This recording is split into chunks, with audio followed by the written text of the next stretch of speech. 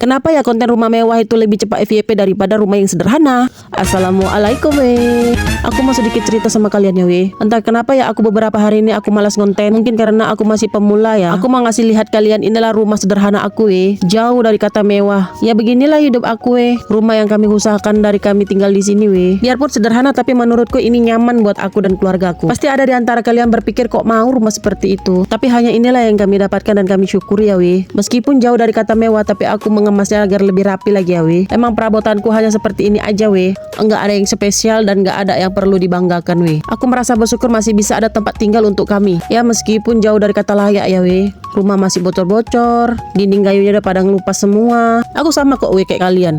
Suka kali aku nengok rumah mewah yang didekorasi itu weh. Sama konten kreator yang dulunya nyewa sekarang udah punya rumah sendiri weh. Ya mudah-mudahan aku juga bisa seperti mereka ya kan weh. Ini kamar anak aku weh. Wajar aja ya weh kalau ini masih berantakan. Mungkin rezeki kami belum mencukupi weh.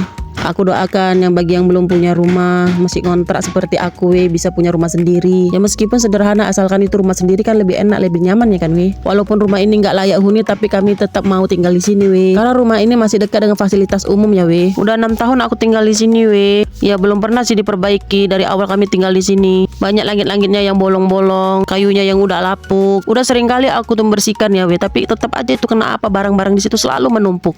Aku capek kalau suruh suami sama anakku. Mereka tuh selalu bilang iya dibersihkan tapi tetap aja nggak mau dibersihkannya. Ya bagaimana lagi ya kan weh. Kadang aku mau kerjain sendiri pun aku nggak sanggup. Semenjak sakit itu aku sering nggak sanggup kalau bekerja terlalu lama, terlalu berat weh. Makanya sekarang aku kadang minta sama suami sama anakku untuk bantuin aku. Kadang itulah yang aku sesalkan kenapa lah aku operasi. Setelah operasi itu terasa badanku tuh ringkih kali weh. Aku nggak bisa kena dingin weh. Angkat-angkat berat pun udah nggak bisa weh. Kerja-kerja keras pun udah nggak bisa weh. Udah nggak sanggup lagi badannya. Ada nggak kalian seperti aku juga weh setelah operasi weh? Ya kan rasanya gak bisa itu loh. Sering capek, kerja sedikit capek, nanti kalau angkat berat itu sakit perutnya. Kalian kayak gitu juga gak weh? Ya udahlah aku gak sanggup lagi aku rasaku kok mikirin rumah ini. Tapi itulah ya kan weh, kalau tiap hari tuh tengokku pun stres juga aku liatnya. Semampuku aja lah ya kan. Aku gak bisa kupaksakan badanku kalau gak sanggup. Sanggup ku kerjakan, gak sanggup ya udahlah suruh-suruh lah anakku sama lakiku itu aja. Sebisa mungkin kalian menjaga kesehatan kalian, jangan seperti aku weh. Sebetulnya juga aku gak tahu entah kenapa aku bisa kena penyakit kayak gitu. Mungkin kata dokter dari segi makanan weh yang kita konsumsi. Ya seperti itulah weh, jaga-jaga kesehatan ya. Bagi kalian yang mau tahu penyakit aku apa sampai aku dioperasi itu, penyakit aku tuh kista ovarium ya weh.